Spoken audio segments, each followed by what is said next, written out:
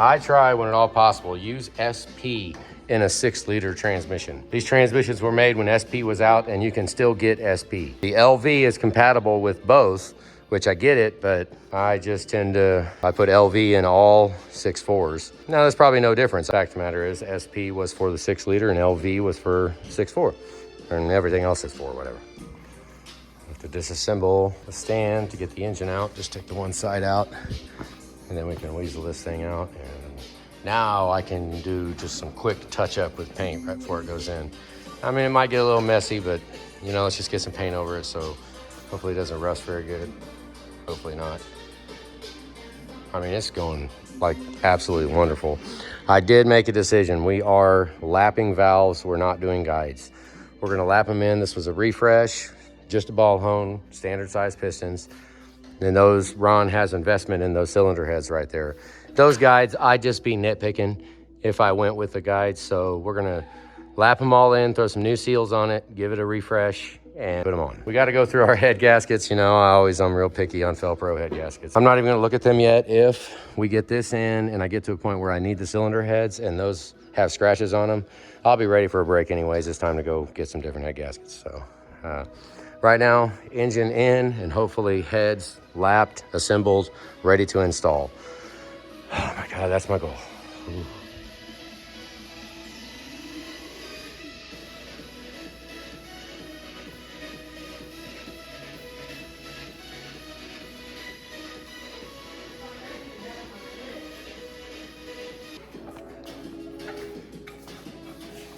Thank God it's all clean.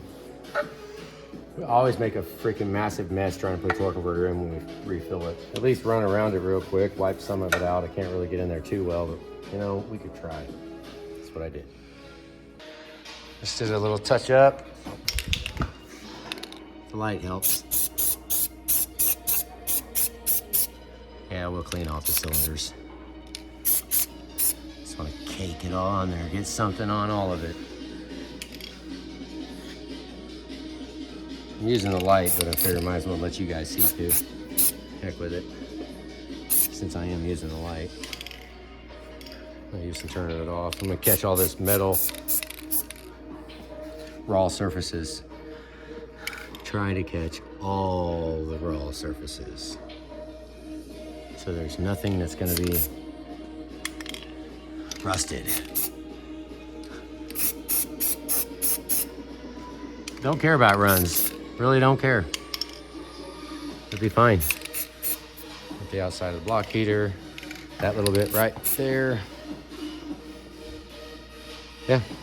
So let's touch it up. Right now, I think we had an issue with transmission lines. You know, we had so many things go on with Frank's too. We forgot about the transmission lines. So remember that right there? It's all tore up. Yeah, I mean, those lines can be put in individually with the engine in if you separate it, but they're a massive pain in the butt to put in together. I mean, or we're not gonna get to the turbo on anyways, so I might just go ahead and leave the mount on it and we can lift it back up when we come back. If the heads are on or not, doesn't matter. Just lift it up out of chassis and then fish the line in. That way it doesn't scratch the oil pan, because, I mean, you can get them in and they come installed with fresh scratches right here on your oil pan if you want to just shoehorn them in. We don't do that. All right, got the engine mounts on. Hopefully lined up. We look at the torque converter and look at these 3 holes over here, and I'm just a little scotch above that one. You think I'm close right there? Maybe. We'll see. Yeah, put a strap around here up over the top. That'll hold that straight, and then it'll allow us to lift it up to meet the angle of the transmission. Yep, just like that. It's always nice when they just, very uneventful. That thing just slid together. It was wonderful. It knew right where it wanted to go.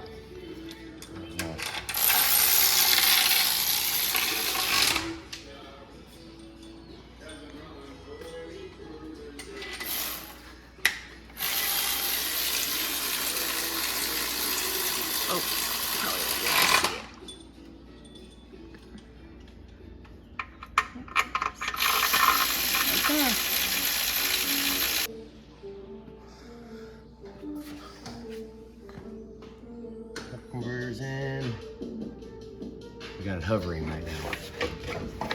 Now I like to have it as far away from the HVAC box as possible. So oh, it came out, didn't it? Nope. So I'll push it, wiggle it around as close that way as I can. Here, we'll just show you.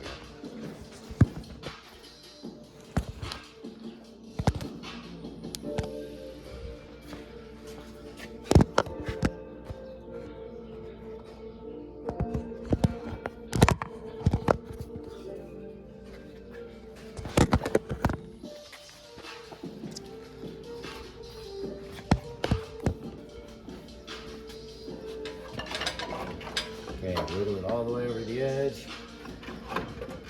and hit it. Bang it down in this place. We're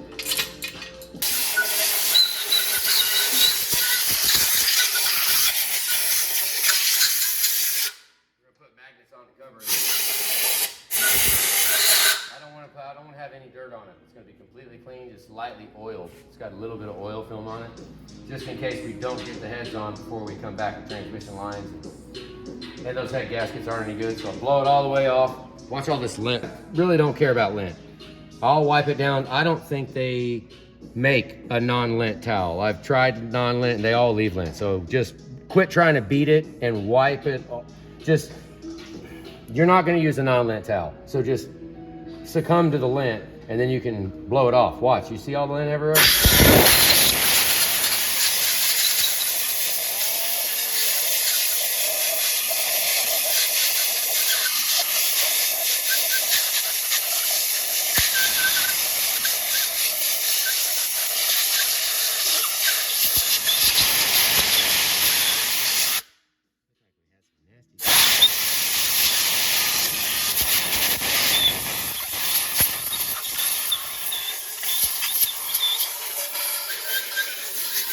So this is how far I've made it in about 40 minutes this far.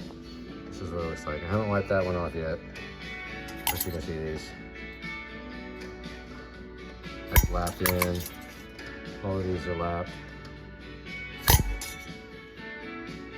So I'm going through all of them, all the way across. And I'm not gonna surface these. The geometry's already been corrected. This is flat. And we can sand this because the numbers look wonderful. 17, 21, 21, that's freaking good.